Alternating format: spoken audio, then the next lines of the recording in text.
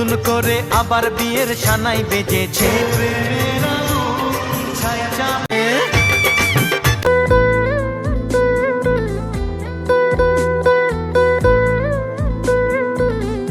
চোখ তুলে দেখো না কে এসেছে।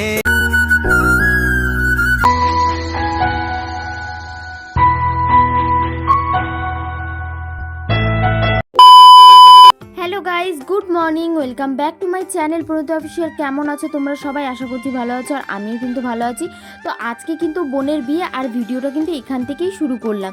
তো এখন কিন্তু বোনের হাতে মেহেন্দি করছিলাম, আর এইদিকে না রান্না বান্না হচ্ছিল, মানে সকালে যা যা খাবার দাবার হবে সেগুলোই কিন্তু ওখানে রান্না বান্না চলছিল। কালকে রাতেই কিন্তু বোনকে মেহেন্দি পরানোর কথা ছিল, বাট আমাদের আবির পাপার শরীরটা সেরকম ভালো ছিল না, যার কারণে আমি মেহেন্দি পরাতে পারিনি। এখন কিন্তু সবাই চলে এসেছে, মানে এখন দিদির ধান কুটবে।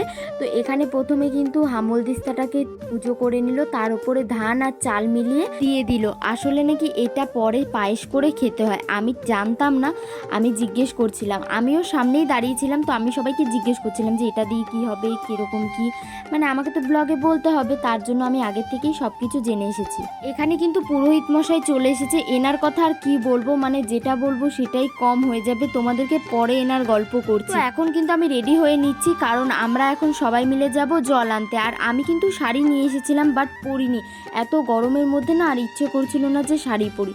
তো এটা পরে আমি বলছিলাম যে এটা পরে কি ভালো লাগছে, তো সবাই বলছিল যে না এটাতেও তো ইয়েলো আছে, এটা পরেও ভালো লাগছে। আর এখানে কিন্তু আমি তাড়াহুড়ো করে রেডি হয়ে বেরিয়ে দেখলাম সবাই কিন্তু প্রায় রাস্তা অবধি চলে গেছে। আর ওইদিকে বোন রেডি হচ্ছিল, তো বোনকেও আমি বললাম যে তাড়াতাড়ি আয়, সবাই কিন্তু বেরিয়ে পড়েছে। আর তারপরে এখানে কিন্তু আমরা নাচতে নাচতে চলে যাচ্ছিলাম নদীতে। তো আমরা কিন্তু নদীতে চলে এসেছি, আর নদীর না উপরেই আমি দাঁড়িয়েছিলাম। তারপরে ভাবলাম যে না, দৌড়ে দৌড়ে আমিও চলে যাই নদীতে। নদীতে আমরা যখন এসেছিলাম তখন কিন্তু অলরেডি সূর্যটা ডুবে গেছিল। যদি এখানে সূর্যটা থাকতো তাহলে কিন্তু দেখতে আরও বেশি ভালো লাগতো। যাই হোক, কি আর করা যাবে, এখানে কিন্তু এখন হচ্ছিল সব নিয়মগুলো। এটার জন্যই কিন্তু আমার নদীতে আসা, মানে আমি ওপরেই দাঁড়িয়ে থাকবো ভেবেছিলাম। তারপরে ভাবলাম তোমাদেরকে যদি কি কি নিয়ম আছে সেগুলোই না দেখাই, তাহলে আর ভিডিও বানানোর কি মানে। তো এখন কিন্তু নদী থেকে জল ভরা হচ্ছে, আর এখানে না মাত্র 6 থেকে 7 জন এসেছে নদীতে। আর সবাই না ম্যাক্সিমাম ওপরেই দাঁড়িয়ে রয়েছে, কারণ নদীটা অনেকটা নিচুতে, তো উঠতে নামতে অনেকটাই কষ্ট হয়ে যায়। কারণ আমি যখন নেমেছিলাম তখন একদম দৌড়ে দৌড়ে নেমেছি, মানে হেঁটে নামার কোনো সিস্টেমই নেই, মানে এতটাই নিচু নদীটা। এদিকে দেখো, তোমাদের সাথে গল্প করতে করতে কিন্তু নদী থেকে জল ওঠানো হয়ে গেছে, আর এরপরে কিন্তু এক এক করে নদী থেকে সবাই উঠে আসছে। আর আমার এই নদীর পাড়টা এতটা ভালো লাগছিল না, সেটা তোমাদেরকে আর বলে বোঝাতে পারবো না। আসলে আমার দিদি বাড়ি থেকে একটু দূরেই কিন্তু এই নদীটা, তাই ভেবেছিলাম অন্য আর একদিন আসবো এই নদীতে। বাট বাড়ি গিয়ে যখন দিদিকে বললাম যে আমি অন্য একদিন নদীতে যাব, তখন দিদি কিন্তু আমার মুখের ওপরই না বলে দিল, বলছে যে না, ওই নদীতে যেতে হবে না। কারণ গ্রামের ব্যাপার না, অনেক কিছু অনেকেই মানে, তার কারণে কিন্তু আমার আর নদীতে আসা হয়। আর আমাদের কিন্তু জল নিয়ে বাড়ি আসতে আসতে পুরো সন্ধ্যা হয়ে গেছিলো। আর এখানে কিন্তু এখন রিচুয়ালসগুলো শুরু হয়ে গেছে, মানে এখন গায়ে হলুদ হচ্ছে। এখন কিন্তু তোমাদের অনেকেরই প্রশ্ন থাকতে পারে যে মেয়ে আর ছেলের একসাথে কেন গায়ে হলুদ হচ্ছে, সেসব অনেক কথা, তো সেগুলো না বললেই ভালো। তো এরপরে কিন্তু বিয়ে শুরু হয়ে গেছিলো, তারপরে ভিডিওটা আর আমার করা হয়নি। আর এখানে কিন্তু শুভদৃষ্টি থেকে আবার ভিডিওটা শুরু করেছিলাম। আর এদিকে কিন্তু বোনের বিয়ে শুরু হয়ে গেছে, আর আমি কিন্তু রেডি হইনি। আসলে এই ভিডিওগুলো আমার বোন করেছে, আমার কাছ থেকে এসে ফোনটা নিয়ে গেছিলো, বললো ওদিকে বিয়ে শুরু হয়ে গেছে, তুই ভিডিও করছিস, তুই ভিডিও করবি না? তো আমি বললাম তুই ভিডিও কর। আসলে অনেকজনই আমার কাছে সাজতে এসেছিলো, যার কারণে আমি নিজেই রেডি হতে সময় পাইনি। আর এইদিকে বোন কি ভাবছে, আর ওইদিকে দেখো বোনের বরের তো চোখই সরে না বোনের দিক থেকে। যাই হোক, এদিকে কিন্তু বিয়ে প্রায় অর্ধেক হয়ে গেছে, আর এরপরেই কিন্তু হবে সিঁদুরদান। আর আমার রেডি হতে হতে বিয়ে প্রায় শেষ পর্যায়ে চলে এসেছে, মানে এরপরেই হবে সিঁদুরদান। আমি যখন এসেছি তখন দেখলাম যে সিঁদুরদানের সব আয়োজন করছে, মানে এটাই হয়। আসলে আমি যখন কোনো বিয়ে বাড়িতে যাই না, ওখানে সবাইকে সাজিয়ে দিতে দিতেই কিন্তু আমি আর সাজার সময় পাই না, যার কারণে আমার লেট হয়। আর সবাই ভাবে হয়তো আমার সাজতে অনেক লেট লাগে। আসলে সত্যি কথা বলতে আমার না রেডি হতে সেরকম একটা সময় লাগে না। আর এদিকে কিন্তু অলরেডি বিয়ে হয়ে গেছে, অনেক বাধা বিপত্তি পেরিয়ে কিন্তু ভালোবাসা পূর্ণতা পেল।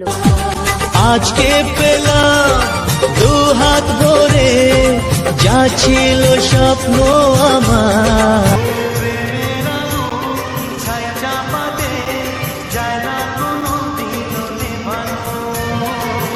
কিছু কিছু সুখে লগন চোখে ঝরায় খুশির শ্রাবণ ছুঁয়ে যায় আজ মন। তোমার আশাতে এই পথ চলা যে আমার ভালো লাগে।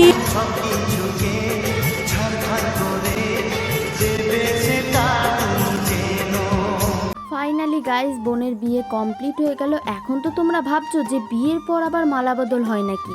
তোমাদেরকে তো সকালে বলেছিলামই যে এই ব্রাহ্মণের কথা তোমাদেরকে পরে বলছি, তো এখন সেটা আমি তোমাদেরকে বলি। আসলে সিঁদুরদান হওয়ার পরেই ব্রাহ্মণ বললো যে হ্যাঁ বিয়ে কমপ্লিট হয়ে গেছে।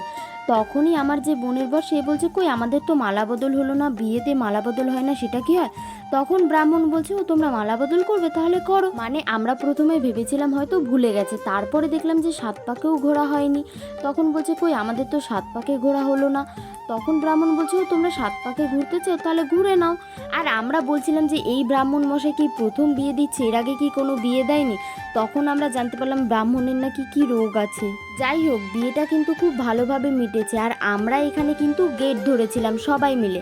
আর এইদিকে দেখো আমরা ছিলাম 3 জন, আর এইদিকে দেখো কতজন, মানে আমাদের 3 জনের সাথে কেউই কিন্তু পারছিল না।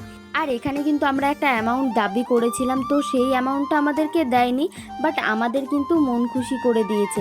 তো চলো আজকের ভিডিওটা এখানেই শেষ করছি। ভিডিওটা ভালো লাগলে like, comment, share and subscribe করে দিও। চলো বাই, দেখা হচ্ছে নেক্সট ব্লগে।